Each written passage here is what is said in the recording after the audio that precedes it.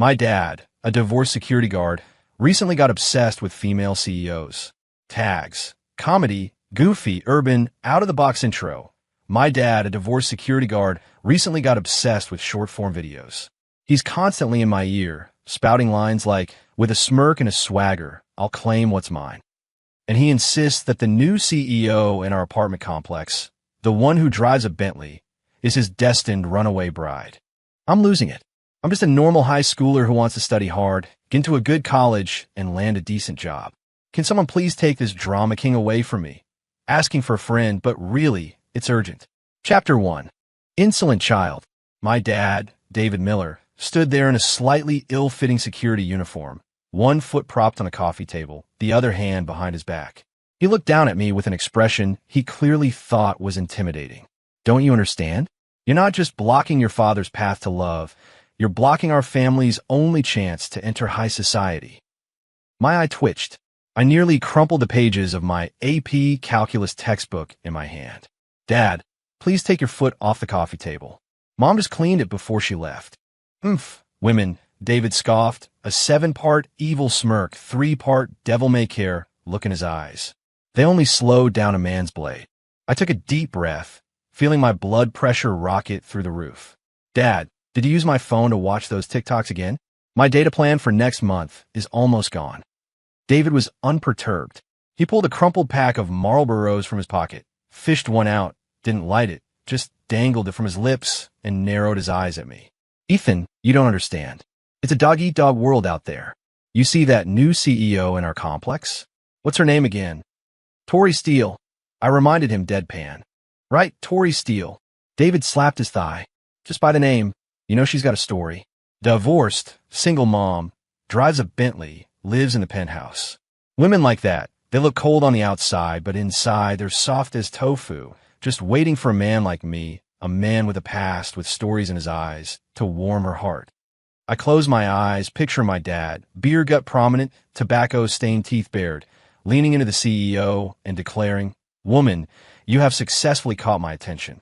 My stomach lurched. Dad, she's a multi-millionaire CEO. You're a security guard making $3,000 a month. Your only common ground besides being divorced is what? Exactly. Shallow. David spat the unlit cigarette, but to the side. Do you know what the Ice Queen CEO falls for me, the divorced security guard, is about? This is the script coming to life. She and I are a match made in heaven. I gave up. There was no reasoning with someone living in a TikTok fantasy. I just wanted to quietly finish my math homework. Ding dong, the doorbell rang. David's eyes lit up. He bolted to the door, yanked it open, and struck what he clearly thought was his most dashing pose. Woman, you finally came looking for me? Standing at the door was a girl in a school uniform, with a ponytail and flushed cheeks. It was my classmate, Sarah Jenkins. She held a workbook in her hands, frozen in shock by my dad's sudden theatrics, her face pale. Hi, Mr. Miller. I just came to ask Ethan a question.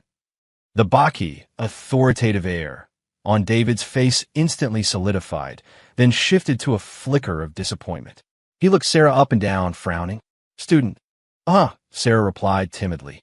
TSK. David clicked his tongue, then stepped aside. Come Ethan, your classmate's here. Then he walked to the balcony, lit his cigarette, and gazed up at the sky at a 45-degree angle, exhaling a melancholic smoke ring. His back seemed to say, this damned, misunderstood love. My toes were curling from embarrassment. Don't mind him. My dad. He's been a little off lately. I mumbled, ushering Sarah inside. Sarah shook her head. It's okay. Your dad. He's certainly unique. My mouth twitched. Unique? He got issues. What question did you want to ask? I tried to steer the conversation back on track. Sarah opened her workbook, pointing to a complex function problem. I leaned closer, a faint scent of her shampoo wafting into my nose. Before I could even speak, David suddenly roared from the balcony. This is outrageous. Absolutely outrageous. Sarah and I jumped, turning to look at the balcony. David was pointing downstairs, shaking with rage. In broad daylight, under God's green earth, how dare he lay a hand on my woman? My heart sank, a bad feeling bubbling up. I rushed to the balcony, following the direction he was pointing. Downstairs, by a flashy Bentley, a young man in a black suit was politely saying something to a cool, elegant woman in a business skirt. That woman was Tori Steele. And the young man, I recognized him.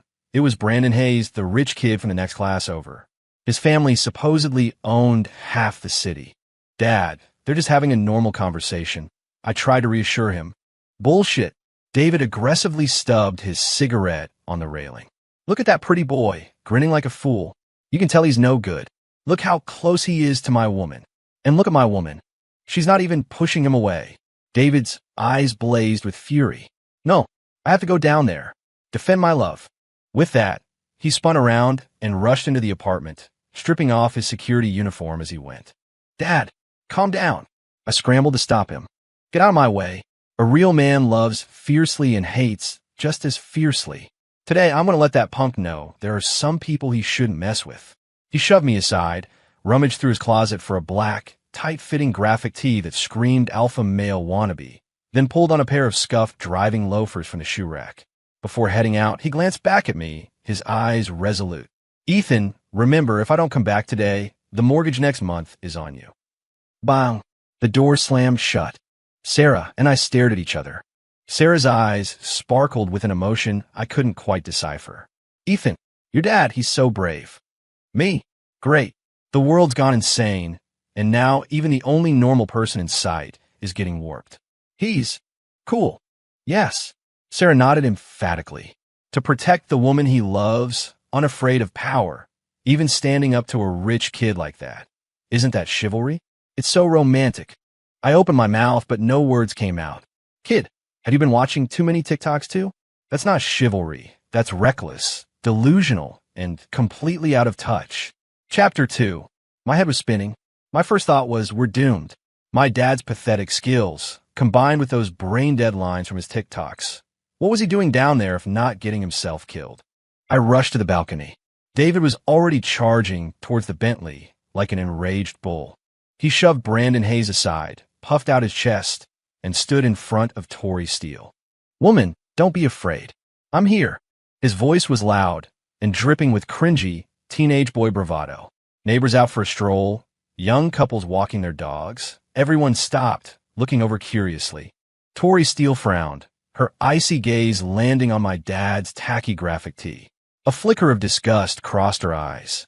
Brandon, stumbling, regained his balance, his face contorting in annoyance. Who are you? A security guard. Oomph. David sneered, lifting his chin slightly. I am her man. I nearly choked on my own spit. A ripple of suppressed laughter went through the onlookers downstairs. Tori Steele's face grew even colder, as if a layer of frost had settled over it. Brandon laughed, as if he'd heard the funniest joke in the world. Ha ha ha, hi mom. Old man, did you just wake up? Do you even know who she is? Do you know who I am? I don't care who you are, David said, slowly raising a hand and pointing at Brandon. I'm giving you 3 seconds to disappear from my sight. The gesture, the line, it was a perfect recreation of a dramatic war god scene from one of his TikToks.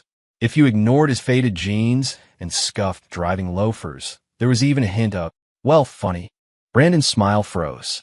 He probably hadn't encountered such an audacious security guard in his life. Are you crazy? 3. David began to count down, his voice not loud, but carrying an unmistakable, foolish certainty. 2. Brandon's face darkened completely. The 2 hulking guys behind him took a step forward. The atmosphere instantly grew tense. My heart was in my throat. Sarah, next to me, clenched her small fists, her eyes wide and sparkling. Ethan, your dad.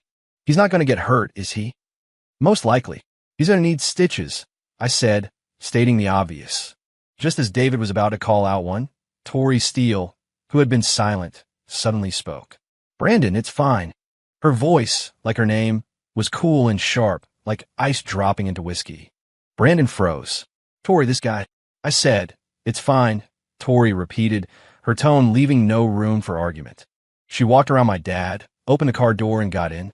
From start to finish, she didn't spare my dad another glance, as if he were just an annoying lump of air. Brandon shot my dad a venomous glare, then got into the passenger seat. The Bentley rumbled, then sped away. Only David was left, still holding his pointing pose, looking utterly bewildered in the breeze. The onlookers, seeing the show was over, gradually dispersed, a few chuckles drifting back. That security guard is a riot. Seriously, punching above his weight. David slowly lowered his hand, his face a mix of red and white. He turned silently and walked back towards the building, his back looking as desolate as a beaten-down old man. I breathed a sigh of relief. At least there wasn't a fight. Being embarrassed was better than ending up in the ER. I turned to go back inside, but then I saw Sarah looking at my dad's retreating figure with an expression of pure admiration. "Ethan, your dad is so cool." "Me?" I wondered if my ears were broken. "He's cool." "Yes." Sarah nodded emphatically. To protect the woman he loves, unafraid of power, even standing up to a rich kid like that. Isn't that chivalry? It's so romantic. I opened my mouth, but no words came out. "Kid, have you been watching too many TikToks too?" That's not chivalry. That's reckless, delusional, and completely out of touch. David came home, dejected, and plopped onto the sofa, silent. I poured him a glass of water. "Dad, drink some water. I told you, she's a CEO. She's not interested in you." David suddenly looked up, the fire rekindling in his eyes. "No, you're wrong." "Me? I'm wrong again? Didn't you see?" He excitedly grabbed my shoulders. "She spoke in the end. She told that pretty boy it was fine." "Why would she say it was fine?" "Because she didn't want to make a scene." "Shallow," David declared. "Because she cared about me. She couldn't bear to see me get into a conflict with someone else for her sake. She was protecting me that way. She cares about me." My head was throbbing. This man's incredible ability to connect non-existent dots. He should be a Hollywood writer. "Dad, I've decided." David interrupted me, suddenly standing up. "I'm going to show her my determination. Tomorrow, I'm going to her company and confess my feelings to her face." My vision went black. I nearly fainted. He's doing what now? Chapter 3. The next morning, I went to school with dark circles under my eyes. Last night, I'd spent half the night trying to reason with David, talking until my throat was raw, but he just wouldn't listen. He firmly believed that Tori Steele was already in love with him, but was just afraid to admit it due to societal pressures. All he needed to do was be a little braver, to break through that barrier. I even started to wonder if I was really his son. How else could our thought processes be so completely different? As soon as I walked into the classroom, I felt a weird atmosphere. Several classmates were gathered around, pointing at a phone, occasionally bursting into laughter. "Ha ha ha, this old man is so funny," acting like some alpha male. "Look at that CEO's expression. She looks like she just bit into a lemon. This security guard really thinks he's a big shot." My heart sank. I leaned closer to see. The screen was playing a video of my dad's heroic rescue from yesterday. Some inconsiderate neighbor must have filmed it and posted it to the HOA group chat, and now it had probably spread through every class group chat in our school. In the video, my dad's tacky alpha male T was particularly noticeable. His line, "Woman, don't be afraid, I'm here," had been turned into a looping meme by some prankster. I felt my face burning, wishing I could disappear into a crack in the floor. Well, isn't that Ethan Miller's dad?" A snarky voice cut through the laughter. I looked up. It was Ms. Davison, my homeroom teacher. A woman in her 30s with heavy makeup. She loved to judge people, especially kids from average families like mine. She clicked across the room in her heels, swaying her hips, and looked down at me. "Ethan, your dad certainly made our class famous. Now the whole grade knows we have a security guard dad who wants to be a CEO's stepdad." The class erupted in laughter. I clenched my fists, my nails digging deep into my palms. "Ms. Davison, please show some respect." "Respect, Ms." Davison chuckled as if I'd said something hilarious. "Respect is earned, not given. Instead of bothering with your dad's drama, you should focus more on your studies. Last SAT prep test, your math score was only 720. Where did those missing points go? Don't you reflect on that? With scores like yours, you think you're getting into Stanford or MIT. Dream on." I took a deep breath. "Ms. Davison, first, my dad's actions might have been misguided, but he didn't harm anyone. As a teacher, is it appropriate to openly mock a student's parent in class without knowing all the facts? Does that align with a teacher's code of conduct?" Ms. Davison's face shifted. "Second, regarding my scores.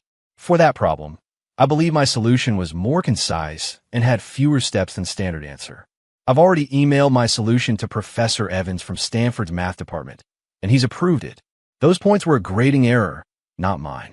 I pulled a printout of the email from my backpack and slapped it on the desk. Here's a screenshot of my email exchange with Professor Evans. You can take a look. The class fell silent instantly. Everyone's eyes were on that piece of paper. Ms. Davison's face turned green, then pale, like a rapidly changing color palette. She picked up the paper, looking at the clear email exchange and Professor Evans's comment. This solution is brilliant, truly elegant. Her lips trembled, unable to speak a word. Third, I said, looking at her, enunciating each word. Whether I get into Stanford or MIT is my business. But as a teacher, using this method to undermine a student's confidence, I think you might need a refresher course on what it means to be a role model. You, Ms. Davison trembled with anger, pointing at me. You get out. Now. Immediately. This instant. I picked up my backpack and walked out, expressionless. Behind me, I could feel the shocked and admiring gazes of my classmates. I even saw Sarah, her small face flushed, stars practically in her eyes as she looked at me. I wasn't in the mood for any of it. I stood in the hallway, looking out the window. Only one thought in my mind. Peace at last. But that peace didn't last long. My phone rang. It was an unknown number. I hesitated, then answered. Hello, is this Ethan Miller? The voice on the other end was cool, but annoyingly familiar. It is. This is Tori Steele. Me? I felt my temples start to throb again. Chapter 4, Tori. I asked tentatively. It's me. The voice on the other end gave away no emotion. Do you have time now? I like to meet. I'm in class, I lied. You're standing in the hallway, being disciplined. Me? I subconsciously glanced up. The security camera at the end of the hall was blinking red. No wonder she was a CEO. She had her ways. Regarding your father, I think we need to talk. Tori's voice remained icy. I'm at the coffee shop across from your school. Click. She hung up. I clutched my phone, feeling like I was holding a hot potato. Go or not go? If I went, I really didn't want to get involved in my dad's mess. If I didn't, this CEO clearly wasn't someone to mess with. Who knew what kind of trouble she'd stir up? After 3 seconds of deliberation, I decided to go. Might as well face it head on. I told the hall monitor that I had a stomachache and needed to go to the nurse's office, then slipped out of school. At the coffee shop, Tori sat by the window. She wasn't wearing a business suit today, but casual clothes. Yet, her stay-away aura was still too strong to ignore. An untouched cup of coffee sat in front of her. I walked over and sat opposite her. Tori, what do you need? I cut straight to the chase. Tori looked up, her beautiful, almond-shaped eyes scrutinizing me, as if trying to see right through me. Your dad, David Miller, came to my company today. My heart clenched. He didn't do anything crazy, did he? He held 999 plastic roses, set up a heart-shaped candle display in front of my company building, and with a megaphone blared Total Eclipse of the Heart on repeat. My vision went black. The image was too vivid.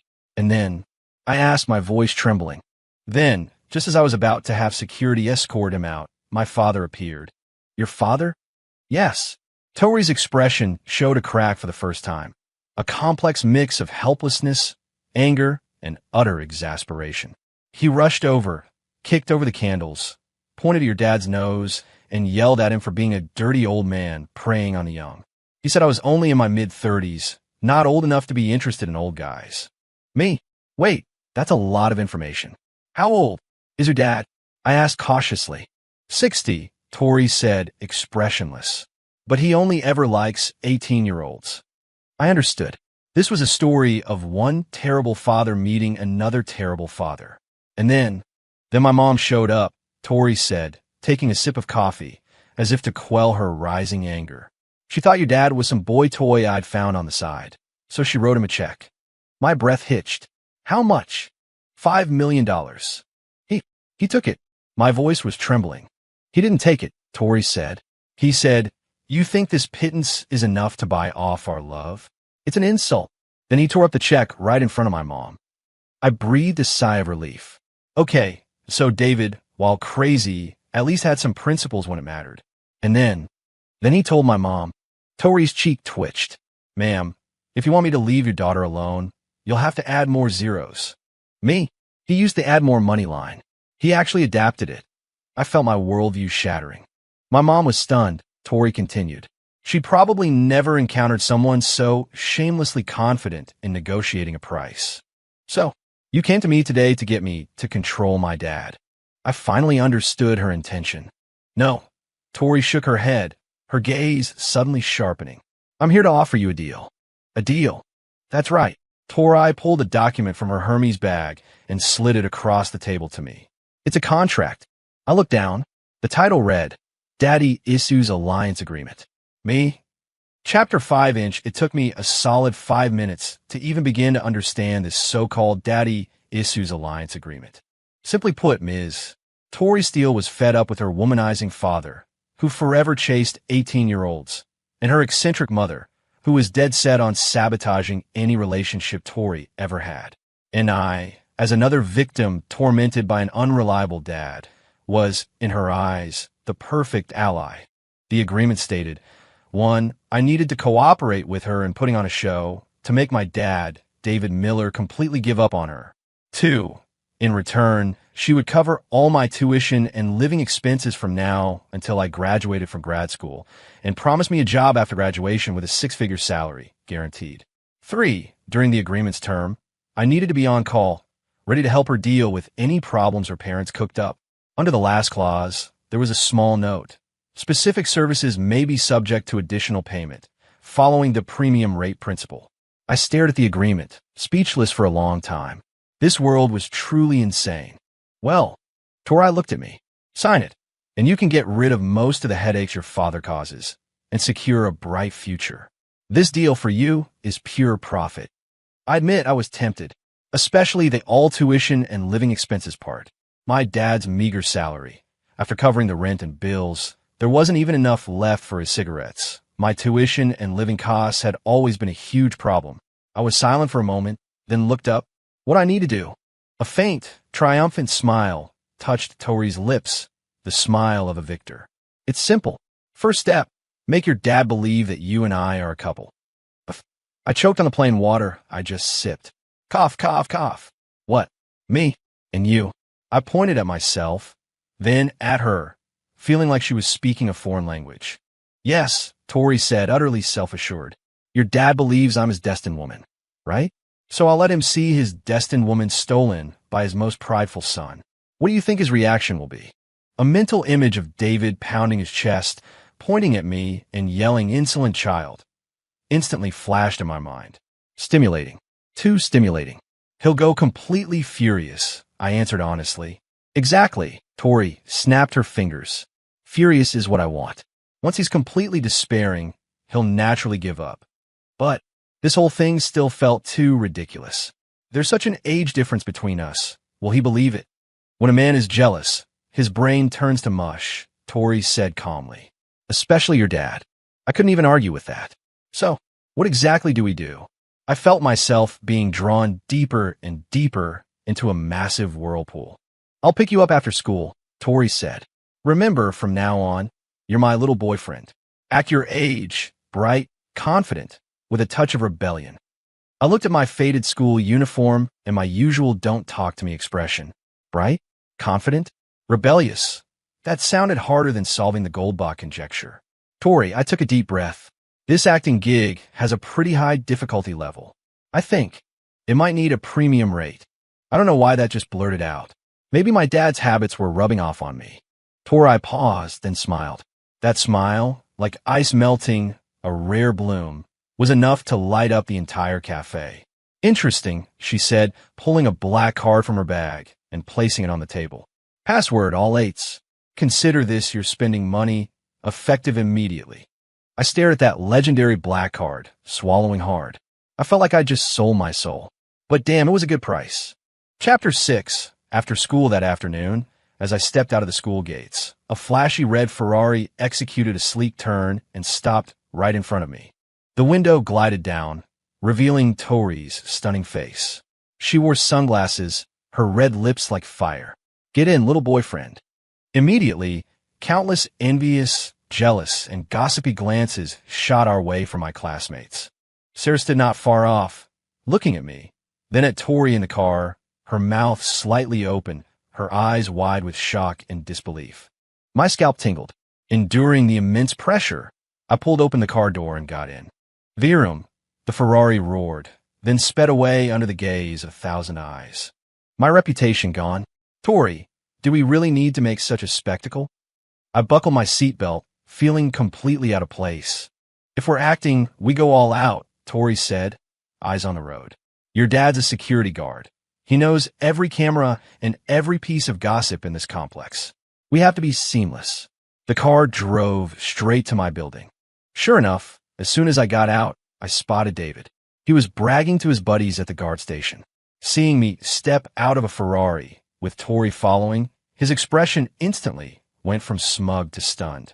Tori, in her heels, walked over to me and casually hooked her arm through mine. My whole body stiffened. A mature, distinct perfume scent drifted into my nose, making my heart skip a beat. Ethan, aren't you going to introduce me to your dad? Tori's voice was sweet, almost sickeningly so, a completely different version from what I'd heard before. I felt goosebumps rise on my arms. David's mouth hung open wide enough to fit an egg. He looked at me, then at Tori, his eyes full of confusion and bewilderment. Tori, you too. Hello, Mr. Miller. Tori smiled sweetly at him. From today on, I'm Ethan's girlfriend. Please, guide me in the future. Boom! I almost heard the sound of David's world shattering. He stumbled back 2 steps, leaning against the guard station wall to steady himself. He pointed at me, his lips trembling, unable to speak for a long time. Insolent child. Finally, he squeezed out those 2 words from between his teeth. His eyes looked like he wanted to flame me alive. Dad, love is love, I said, gritting my teeth, reciting the lines Tori had coached me on. Tori and I are truly in love. We hope you can give us your blessing. Truly in love. David's anger turned into a furious laugh. How old are you? Do you even know what love is? She's the one I saw first. He practically roared that last sentence. His security guard colleagues all craned their necks, watching with relish. Dave, you sly dog, father and son going after the same woman. This kid's got game, really outdoing his old man. Tori, apparently feeling the drama wasn't quite high enough, suddenly stood on her tiptoes and kissed me on the cheek. Smack! The sound was clear. I was completely petrified. David's eyes instantly turned red. I'll kill you, you insolent child. He roared, snatched a broom from the guard station, and charged at me. Terrified out of my mind, I grabbed Tori and ran. David Miller, you stop right there. Insolent child, don't you run. I'm going to teach you a lesson today. Behind us were David's exasperated roars and a laughing crowd. I, dragging a multi-millionaire CEO, was being chased for 3 blocks by my $3,000 a month security guard dad wielding a broom. Could this world get any more surreal? Tori and I ran full tilt, finally hiding inside a 24-hour convenience store. I leaned against a shelf, gasping for breath. Tori, on the other hand, was breathing steadily, only a fine layer of sweat on her forehead and a faint, unusual flush on her cheeks. Exciting, she exhaled, a hint of exhilaration in her eyes. I looked at her, speechless. This CEO seemed to have some strange quirks. What now? I asked. Home. Which home? My home, Tori said, as if it were the most obvious thing. We have to keep up the act. Tonight, you're staying at my place. Me?